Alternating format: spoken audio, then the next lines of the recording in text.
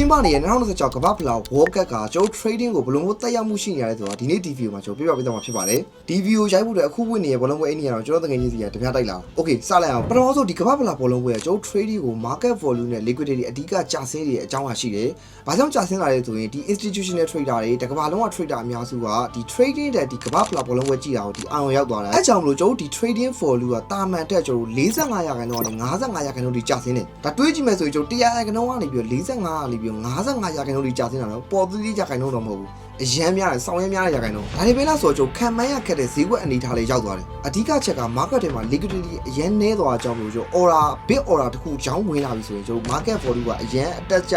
မြင်နေဒါကြောင့်မလို့ပုံမှန်တဲ့ကျွန်တော် market ကဈေးတက်တာမျိုးဈေးကျတာမျိုးအုံတိုင်းဖြစ်တတ်တယ်အခုဖွင့်သွားတယ်ကျွန်တော် Monday market ဆိုတဲ့အတိုင်းပဲဈေးကဟပြီးတော့ကျွန်တော်တက်သွားတယ်ဒါကကမ္ဘာဖလားဘောလုံးပွဲမှာဖြစ်လိဖြစ်တာရှိရကျွန်တော် market volume ပါကျွန်တော်တို့ trader တွေတဲ့တက်ရောက်မှုကတော့ကျွန်တော်တာမန်မှာသုံးနေတဲ့ဒီ smart money concept တွေဒီ order block တွေကအရင်ကျွန်တော်အသုံးဝင်တာကြောင့်မလို့နေစဝေသွားဖြစ်သွားမျိုးဖြစ်တတ်တယ်ဒါကတော့ဒီ World Cup မှာတာမန်ဖြစ်နေကြမလို့ဒါကိုစိတ်ထဲမထားဖို့ကျွန်တော်ပြောချင်ပါတယ်နောက်ဆုံးတစ်ခုကတော့တော်တော်ကျန်းတယ်ကျွန်တော်စိတ်ခံစားချက်နောက်ကိုလိုက်ပြီးတော့ trader ကျွန်တော်ဥပမာပြောလို့ဆိုရင် World Cup ထဲမှာကျွန်တော်နိုင်ငံကိုစားပြုအသင်းတွေတွားပြိုင်နေ